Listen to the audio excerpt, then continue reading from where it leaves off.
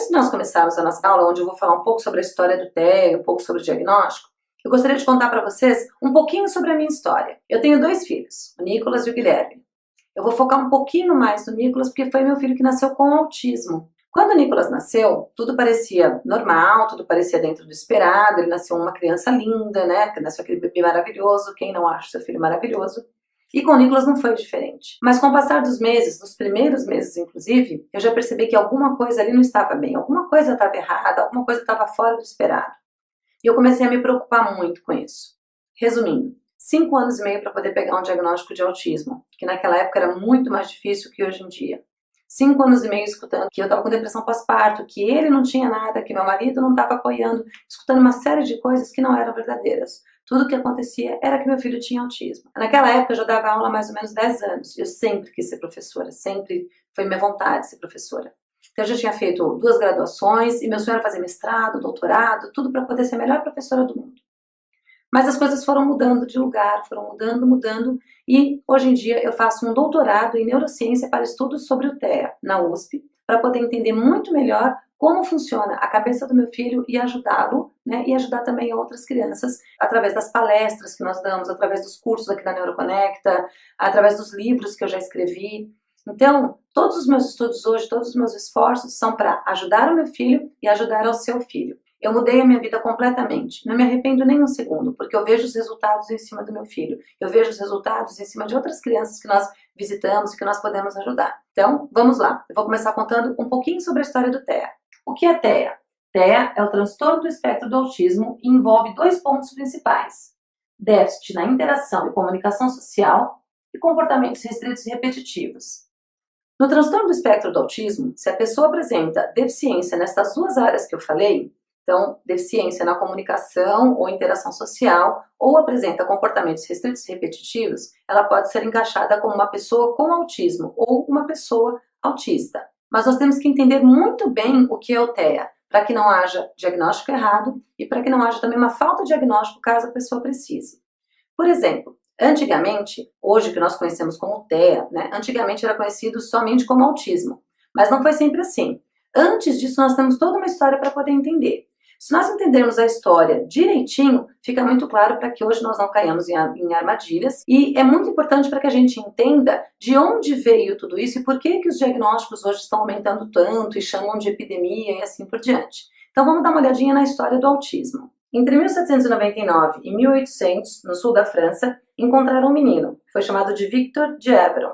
Entre 1920 e 1929, na Índia, existiam 2 irmãs, Amala e Kamala. E o que essas 2 histórias têm em comum? Todos os 3 eram chamados de crianças selvagens ou crianças lobo e assim por diante. E por que isso? Porque essas crianças apresentavam comportamento agressivo, falta de comunicação verbal, não se alimentavam apropriadamente, não tinham um comportamento como a sociedade esperava, um comportamento normativo. Mas assim, o que é importante a gente pegar dessas 2 histórias? Que nós temos que entender que uma criança que tem um comportamento fora do esperado não pode ser rotulada como uma criança selvagem. Hoje, quando nós pegamos os estudos, tanto do Victor quanto das meninas, nós vemos que o Victor tinha autismo e as 2 meninas tinham síndrome de Rett. Isso ficou comprovado mais tarde com estudos de papers e com todos os relatórios que tinham deles. Então é bem importante entender de onde vem, que o autismo não é uma coisa nova, né? Como algumas pessoas falam que é a doença do milênio, que de uns anos para cá que tem aparecido, sempre esteve entre nós, mas não era conhecido. Em 1908, Eugene Bleuler cunhou o termo autismo, mas na verdade estava estudando esquizofrenia. Autismo era um dos sintomas da esquizofrenia. Jarry O'Connor, em 1943, começou a estudar um grupo de crianças e ele notou que autismo, na verdade, era uma síndrome em separado da esquizofrenia. Bom, então nós percebemos aí que em 1911 o termo autismo foi cunhado, mas ele ainda não era usado como realmente o autismo que nós conhecemos hoje. Somente depois dos anos 40 é que começou-se a estudar o autismo de uma forma separada. Então nós ainda não tínhamos o entendimento completo. Ou seja, ainda é muito novo se nós compararmos a outros transtornos mentais, outras doenças e assim por diante. Em 1944, Hans Asperger também estudou um grupo de crianças muito parecidas com as de Connor. Foi dado a elas posteriormente o nome de Síndrome de Asperger. E em 1952 foi criado o DSM. Então, tanto em 1943 quanto em 1944, as crianças estudadas por Connor, que estavam nos Estados Unidos, quanto as crianças estudadas por Asperger, que estavam na Áustria, tinham características em comum, mas também alguns pontos diferentes que foram ali relatados nos estudos deles. É importante nós ressaltarmos essas diferenças porque durante muitos anos dava-se o diagnóstico para um grupo de autismo, ou autismo de Kanner, e para outro grupo se dava o diagnóstico de síndrome de Asperger, o que deixou de acontecer a partir de 2013. Essa mudança ela foi uma mudança importante. Então, em 1952, quando foi se colocado o DSM, ainda não existia o autismo, porque os estudos do Kanner e do Asperger ainda não tinham chegado, não tinham tomado força para se realmente constatar o autismo como um transtorno em separado. Outro ponto importante é que o autismo só entrou no DSM a partir da terceira edição, em 1980. Então, na terceira edição é que realmente entrou o autismo, mas ainda era um tanto complexo e não era como nós conhecemos hoje. Na quarta edição, o autismo apareceu lá novamente, mas ainda tinha síndrome de Asperger, autismo, síndrome de Rett, transtorno invasivo de desenvolvimento não especificado, ou seja, também ainda existia aí uma série de confusões. E os diagnósticos ainda não eram precisos. Muitos médicos davam diagnósticos, uns davam como Asperger, outros davam como autismo, outros davam como transtorno invasivo de desenvolvimento. Isso aconteceu com meu filho, por exemplo. Ele recebeu vários diagnósticos diferenciados, depois que nós conseguimos o diagnóstico, e nada batia exatamente, porque ele apresentava características assim, para outros apresentava características de outra forma. Então toda essa confusão acabou em 2013, na quinta edição do DSM, que quando entrou no DSM-5, em maio de 2013, entrou o transtorno do espectro do autismo. Bruno Bettelheim, 1967, e Michael Rutter, 1978. Essas duas figuras têm uma importância muito grande dentro do autismo, um não tão bom e o outro de uma forma excelente. Em 1967, o Dr. Bruno Bettelheim, infelizmente, cunhou o termo mãe geladeira, o que acabou trazendo muitas confusões, né? Até hoje tem gente ainda pregando isso em faculdades. Isso foi um ponto muito ruim para o autismo e continua sendo. Por causa da teoria da mãe geladeira, muitas pessoas, infelizmente, casamentos acabaram, mães acabaram se matando, teve mães que acabaram dando o filho para alguém porque disseram que não se viam capazes de cuidar mais de uma criança que ela tinha tornado autista e assim por diante. Os casos são infinitos, infelizmente. Já o Dr. Michael Rutter, ele mudou de uma forma positiva o autismo, porque ele começou a observar todos os estudos que tinham sido feitos antes. Na década de 30 também já tinha alguns estudos, mas estavam meio perdidos, como da doutora Fry e assim por diante. E ele começou a colocar realmente o autismo muito parecido com o que nós conhecemos hoje. E ele também observou que nem sempre a deficiência intelectual estava presente em pessoas com autismo. Foi um grande marco para a descoberta de estudos, né, do autismo, e isso ajudou bastante também a nós compreendermos mais o autismo como nós compreendemos hoje. Então vejam como um bom profissional pode mudar positivamente a vida de alguém e um mau profissional pode acabar com a vida de alguém. Por isso eu parabenizo você, profissional que está aqui hoje assistindo essa aula, que procura se informar. Nós temos que, assim, o tempo inteiro nos atualizarmos, procurarmos informações corretas. Nós temos que entender que muitas teorias que ficaram lá atrás, né, não podem se sobrepor à ciência de hoje em dia. Então, o Dr. Michael Rutter, ele mudou positivamente, enquanto o Dr. Bruno Bettelheim acabou com a vida de muitas pessoas. E, infelizmente, alguns profissionais continuam, né, ecoando esse ato ruim dele de chamar uma mãe geladeira e dizer que essa mãe geladeira foi quem causou o autismo no filho. Para aqueles que ainda acreditam nessa teoria, que estudou muito lá na faculdade, a professora mostrou por A mais B, vai atrás porque não tem nada disso, nós temos muitos estudos para poder refutar. Então, parabéns para você que está aí hoje assistindo essa aula, tentando se informar um pouco mais. Lorna Wing, entre 1977 e 1981, contribuiu muito para o mundo do autismo, e o Dr. Ivar Lovaas, em 1988, com estudos sobre análise do comportamento. A Lorna Wing é uma mulher que me inspirou bastante depois que eu comecei a estudar bastante sobre autismo, porque foi uma mãe que, com uma filha com autismo, ela notava também que as características da filha não se encaixavam exatamente com o que ela estava lendo, né? Naquela época, em 1970, 80, ela já tinha um pouquinho mais de informação, porque ela e o marido também eram da academia, né? E o marido dela, inclusive, foi ele quem traduziu todos os estudos do alemão do Dr. Asperger. Então, devido aos estudos deles, é que nós tivemos conhecimento a tudo que o Asperger tinha escrito lá em 1944. Então, é uma mulher que me inspira muito em saber que foi uma mãe, né, que foi atrás para poder ter um entendimento melhor para a filha dela. Quando eu comecei a estudar muito sobre autismo, eu vi que, assim, já há algum tempo que as mães têm aí se esforçado bastante para poder mudar a vida de seus filhos, assim também como muitos pais. Já o Dr. Ivar Lovaas, ele tem uma contribuição de extrema importância para nós hoje, que foram os estudos sobre análise do comportamento. Os estudos da análise do comportamento mudaram de uma forma geral os tratamentos em relação ao autismo. Algumas pessoas criticam e falam que o comportamento, na verdade, é para poder moldar a criança, tirar o autismo da criança, porque antigamente a análise do comportamento se usava bater na criança e tudo mais. Nós temos que entender que há uma evolução nos estudos, né, e tudo mais. Então, por exemplo, quando eu estudei sobre Skinner, lá na década de 80, quando eu estava no magistério, muitas coisas que eu estudei era assim, dava choquinho no rato para o rato não fazer não sei o que e tal. Nós vamos dar choquinho em crianças, não é assim que funciona com os nossos filhos quando nós aplicamos neles a análise do comportamento. A análise do comportamento é importante para todos nós e muitos métodos hoje que nós conhecemos, ou muitas terapias, são baseadas na análise do comportamento. Por quê? Você precisa analisar o comportamento da criança, analisar o ambiente em que ela vive, analisar como se dá o comportamento dela em diferentes contextos, como que é o comportamento da escola e da família em relação a ela. Então, é um tipo de abordagem muito interessante, porque realmente vê o indivíduo como indivíduo e não como um todo, porque você analisa o comportamento e o ambiente daquela criança, daquele paciente, daquele aluno, daquele filho. Então, para nós é muito importante entendermos que a análise do comportamento não veio para moldar ninguém, dando choque ou batendo, isso não existe. Muito pelo contrário, é uma abordagem de extrema importância que tem mudado a vida de muitas pessoas, se bem aplicada. Atualmente, já sabemos que o autismo é um transtorno do neurodesenvolvimento que afeta, de diferentes formas, a capacidade da pessoa em se comunicar, estabelecer relacionamentos e a responder apropriadamente ao ambiente em que vive. E por que eu grifei bem de diferentes formas? Porque nós precisamos compreender que cada criança é única, cada uma tem o seu jeitinho de ser. A genética envolvida no autismo é muito ampla e nós sabemos que o ambiente em que cada criança vive também é diferente. Cada uma tem seu lar, cada uma frequenta a sua escola, mesmo que sejam irmãos gêmeos, cada criança é única. Nós nunca podemos ver os autistas como um único grupo e isso é muito importante. Quando eu comecei a ver meu filho de uma forma individual e não acreditar no que estavam me dizendo, né, depois que ele teve o diagnóstico, porque aí, antes de ter o diagnóstico, era assim, ele é psicótico, ele não tem nada, ele é mimado, então assim, ele tinha rótulos, ele não tinha um diagnóstico preciso. Depois que ele teve o diagnóstico preciso, aí começou assim, autista é assim mesmo, autista não se desenvolve.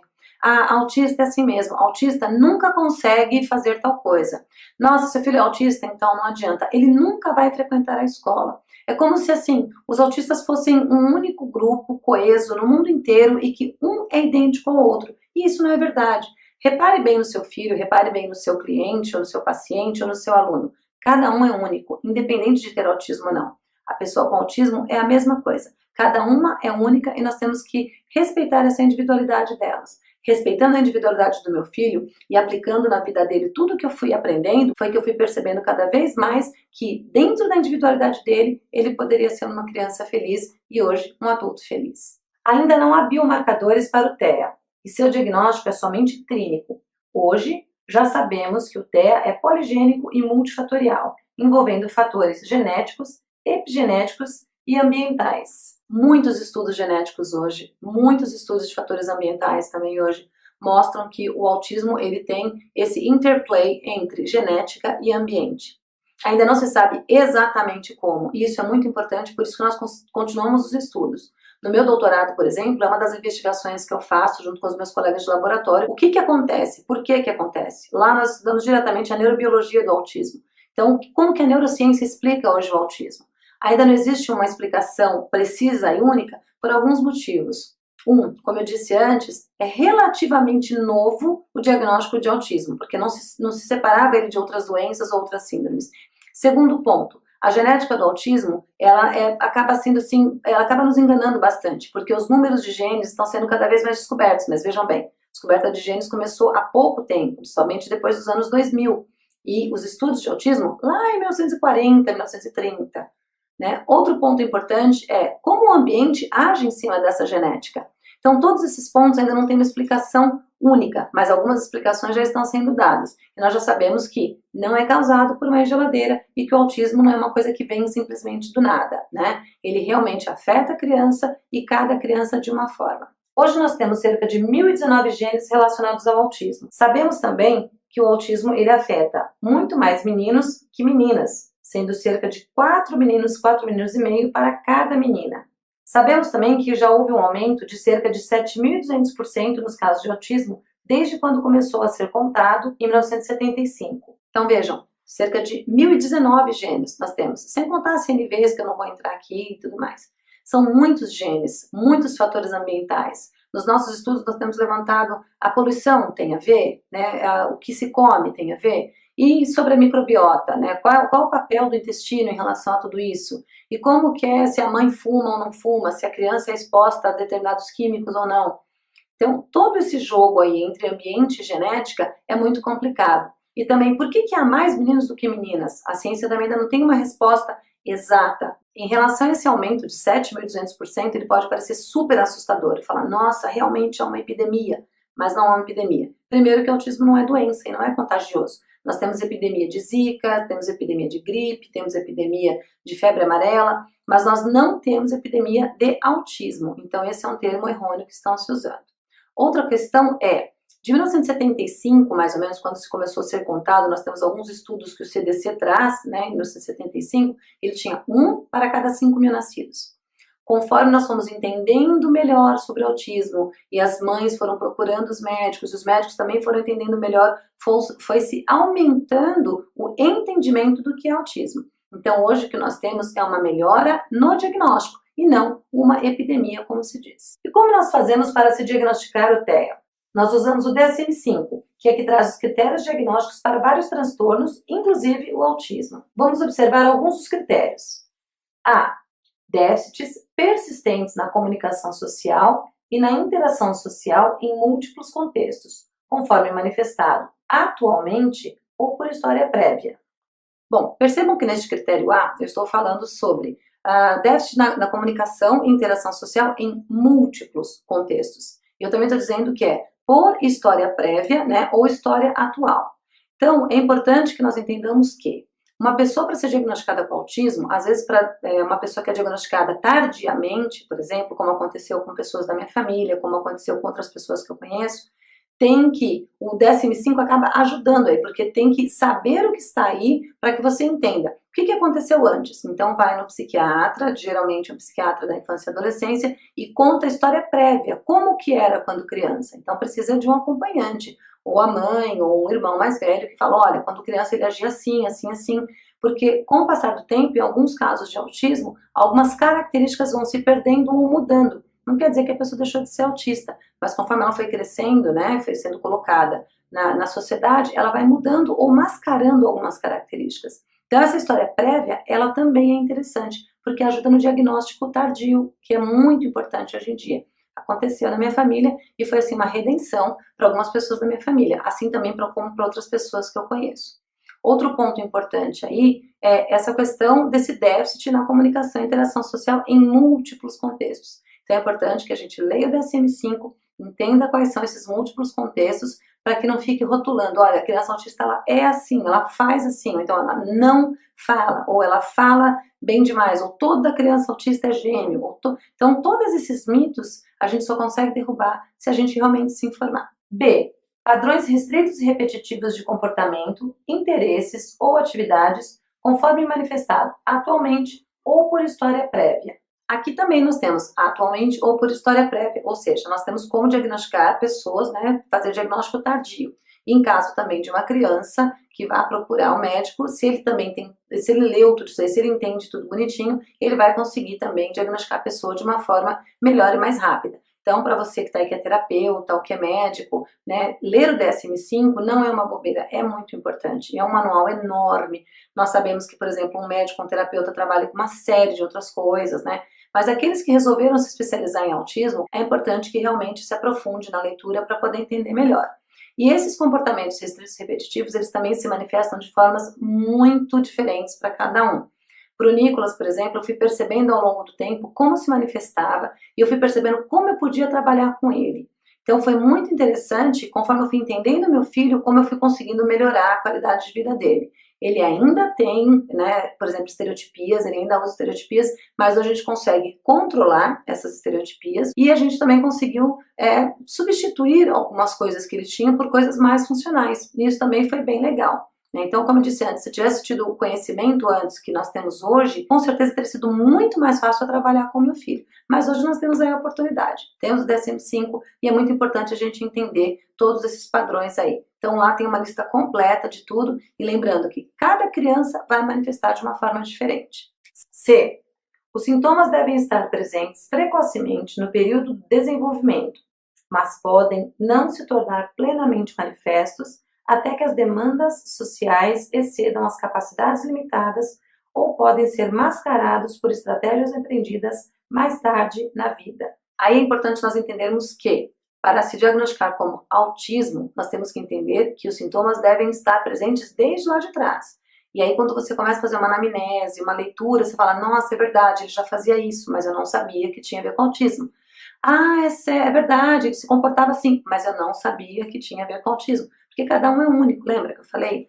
Então esses sintomas eles devem aparecer, mas com o decorrer da vida eles podem ser mascarados dependendo do tipo de autismo e grau de autismo que essa pessoa tem. Os sintomas causam prejuízo clinicamente significativo no funcionamento social, profissional ou em outras áreas importantes da vida do indivíduo no presente. Este critério dele é muito importante, porque ele deixa claro que estes sintomas causam prejuízos na vida no presente da pessoa. Então não é a mesma coisa que assim, quando eu era pequena era assim, agora é assim, tem a ver com o presente da pessoa. Causa algum prejuízo, né? Então, geralmente a criança com autismo, né, precisa ser diagnosticada o quanto antes. Então, se ela for diagnosticada, tem crianças que são diagnosticadas hoje com 1 ano e meio, 1 ano e 8 meses, 2 anos, 3, né? E assim por diante. Quanto mais cedo conseguir o diagnóstico, melhor são as intervenções, né? Tem que tomar cuidado para não ter diagnóstico errado? Claro que tem, mas é por isso que é feita uma investigação minuciosa, né, com vários profissionais de preferência. É muito importante também buscar outras opiniões, o próprio médico sugerir que uma fono, ou uma psicóloga, uma TO possa também fazer alguma avaliação. Então é importante que seja feita uma avaliação minuciosa para que realmente possa se fechar o diagnóstico.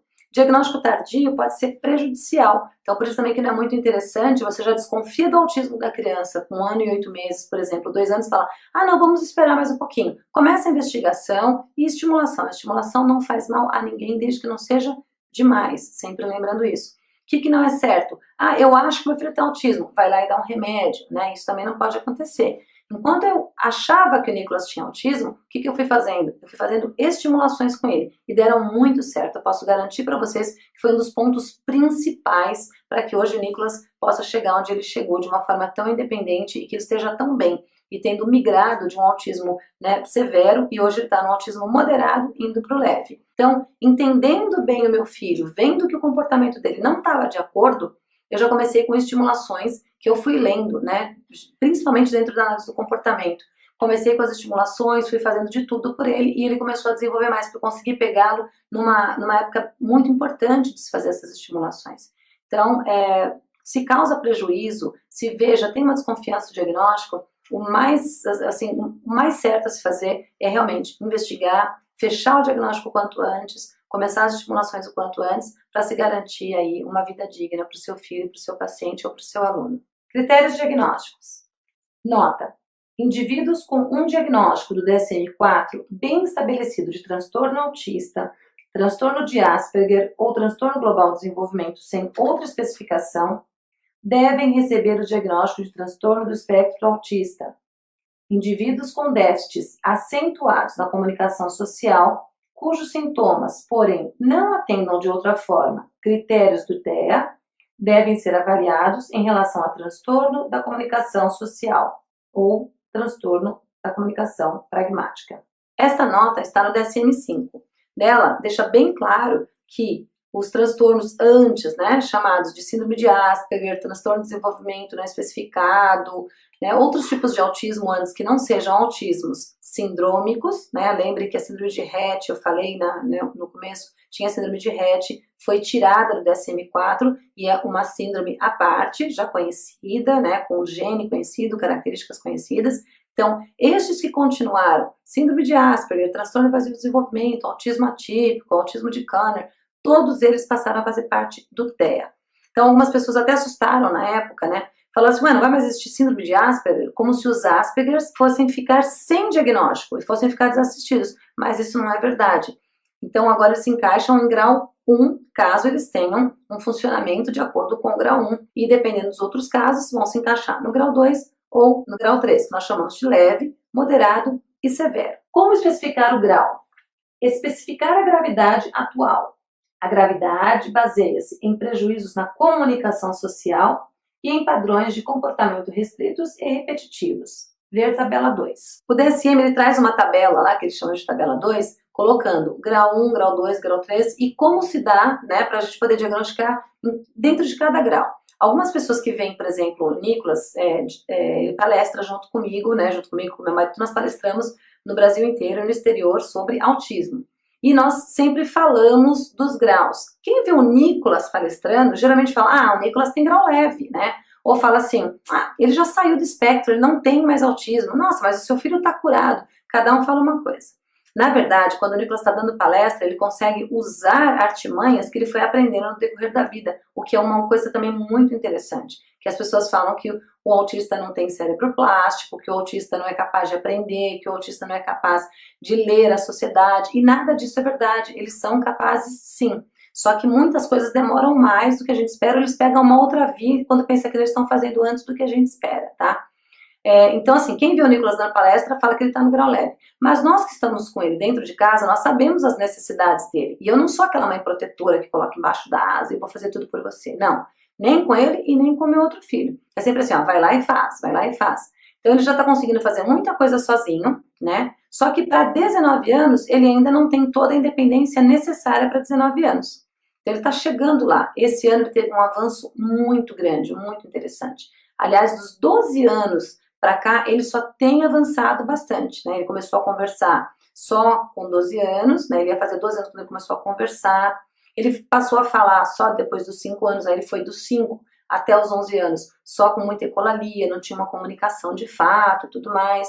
Depois ele começou a conversar, começar a ter um pouco mais de interesse, né? Hoje em dia ele consegue sair na redondeza aqui de casa, ele vai ao mercado, ele vai aos lugares sozinho, mas ele ainda não consegue pegar condução sozinho, mas ele ainda não consegue fazer uma série de coisinhas, às vezes ele precisa de alguns auxílios de higiene também em casa. Então algumas coisas ele ainda precisa, mas a gente tem notado quanto menos ele está precisando da gente agora. Então em breve nós acreditamos que ele esteja assim com uma independência muito maior, né? Então, o grau, ele é especificado, vem nessa tabela 2, no DSM-5, e é legal a gente também entender. Eu vou dar só umas dicas para vocês aqui de cada grau. Especificadores. Descrever a gravidade da sintomatologia atual, que pode situar-se aquém do nível 1, com reconhecimento de que a gravidade pode variar de acordo com o contexto ou oscilar com o tempo.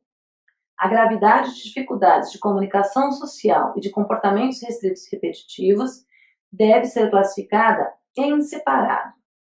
As categorias descritivas de gravidade não devem ser usadas para determinar a escolha e a provisão de serviços. Isso somente pode ser definido de forma individual e mediante discussão de prioridades e metas pessoais. Então, vocês notaram esses especificadores que eu passei para vocês? Lembra que eu falei que o Nicolas ele nasceu com um grau mais severo, agora ele chegou num grau moderado e está indo para um grau leve? Então, muitas pessoas acabam duvidando que isso é possível, mas isso é totalmente possível. Eu tenho essa experiência em casa e mostro para vocês milhares de experiências pelo Brasil inteiro. Se vocês colocarem assim na internet, alguém aqui tem um filho com autismo, que nasceu com autismo mais severo e hoje está melhor? Vai aparecer um monte de depoimento de pessoas dizendo, sim, meu filho melhorou, meu filho melhorou. Por quê? Porque eles vão mostrando uma melhora conforme eles são estimulados.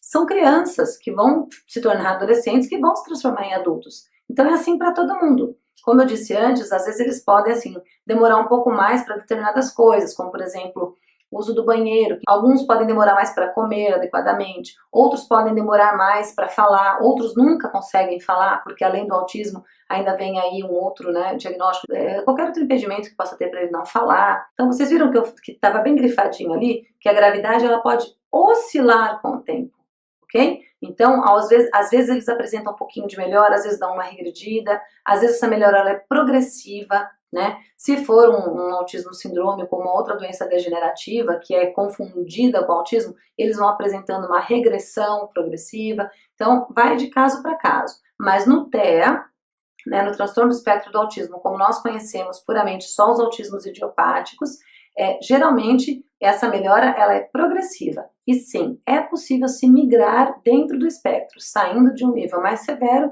indo para um nível mais leve. E muitas pessoas me perguntam, Anita, é possível você sair de um nível leve e ir para um mais severo? Existem alguns indicadores aí, mas, como eu disse antes, pode ser uma doença degenerativa que mimetiza o autismo, né? Então teria que olhar com o médico para poder ter exame direitinho, né? Existem pessoas que têm regressão por maus tratos, né? Pessoas que não ficam dentro, no seio da família, sendo ali estimulado e ficam em alguns lugares que são judiadas, e eu já vi isso acontecer também. Pessoa ser levada para um lugar, para uma casa de acolhimento, né? E ali só ser medicada e quando faz alguma coisa errada apanha e tudo mais. Então essas pessoas elas acabam regredindo mais porque não são bem tratadas. Então, tanto é possível por um lado quanto por outro. Mas vamos aqui imaginar o nosso melhor cenário, que são aqui os nossos filhos, os nossos pacientes e os nossos alunos, que, sendo bem cuidados, é sempre progressivo. Níveis de gravidade para transtorno do espectro autista. Nível 3, exigindo apoio muito substancial. Comunicação social. Apresenta déficits graves nas habilidades de comunicação social, verbal e não verbal. Comportamentos restritos e repetitivos. Inflexibilidade de comportamento e grande sofrimento, dificuldade para mudar o foco ou as ações. Bom, percebam que está escrito transtorno do espectro autista, porque foi assim que foi traduzido o DSM-5 na época. Então, depois que mudou para transtorno do espectro do autismo, mas já tinha sido impressa toda a tradução. Outra coisa importante é, aqui está de uma forma bem resumida, dizendo o que é um nível 3. Esse nível 3 é o que nós chamamos de grau severo. Então, tanto na parte social, quanto na parte de comportamentos restritos e repetitivos, interação, comunicação, precisa-se de muito apoio e tem uma restrição, né, a mudanças, apresenta uma restrição maior a mudanças. Então, é aí que eu consigo classificar como grau 3, nível de dependência. Nível 2, exigindo apoio substancial. Na comunicação social, déficits graves nas habilidades de comunicação social, verbal e não verbal, prejuízos sociais aparentes, mesmo na presença de apoio, limitação em dar início a interações sociais, comportamentos restritos e repetitivos, inflexibilidade do comportamento, dificuldade de lidar com a mudança e sofrimento e ou dificuldade de mudar o foco ou as ações. Bom, lembra que eu falei que o Nicolas está no nível 2, no grau moderado? Justamente porque ele apresenta esses pontos. Então, por exemplo, ele consegue mudar de rotina hoje? Consegue, mas a gente tem que preparar antes. Não é uma coisa assim que do nada ele vai e muda. Às vezes, agora ele já está conseguindo. Então, por isso que eu tô falando que ele está migrando para o grau mais leve. Que ele está conseguindo aos poucos. Às vezes a gente fala assim, filho, olha, eu preciso conversar com você. Mas não é aquela coisa assim que eu chego para ele e falo assim, Nicolás, ó, a gente estava indo para Maceió, mas não, tá? Vamos para Teresina. Ele já assusta. Então eu tenho que preparar antes. Falar, se acontecer da gente mudar a palestra de última hora de lugar, a gente fala assim, filho, eu tenho uma novidade para você. Lembra que a mamãe é louca para ir para Teresina, para ver minha amiga? Então eu tenho que dar aquela maquiada para que ele não sinta o choque. Se eu falar de uma vez, ó, mudou de um lugar para outro, ele já se assusta. Então, e isso daí causa um transtorno, às vezes ele entra em crise. Hoje em dia, bem menos, mas bem menos mesmo, né? As crises dele hoje em dia, para vocês terem uma ideia, tem se espaçado a cada ano. É muito difícil ele ter uma crise. Isso tudo foi feito com controle desde pequenininho. O Nicolas entrava em crise direto, ele ficava agressivo, ele não conseguia mudar a rotina dele de jeito nenhum. Quando a professora faltava na escola, né, o professor geralmente não avisa que vai faltar, ficou doente ou alguma coisa, nossa, para ele acabava o dia na escola, a gente tinha que buscar, então a gente foi mudando isso com ele com o tempo. Então por isso que ele está no grau moderado, indo para o leve. Então ele está apresentando ainda, isso daí que eu li para vocês, ele apresenta, mas agora já num nível já bem mais leve, graças a Deus. Isso devido aos nossos esforços, a tudo que nós aplicamos nele, né? Nível 1, exigindo apoio.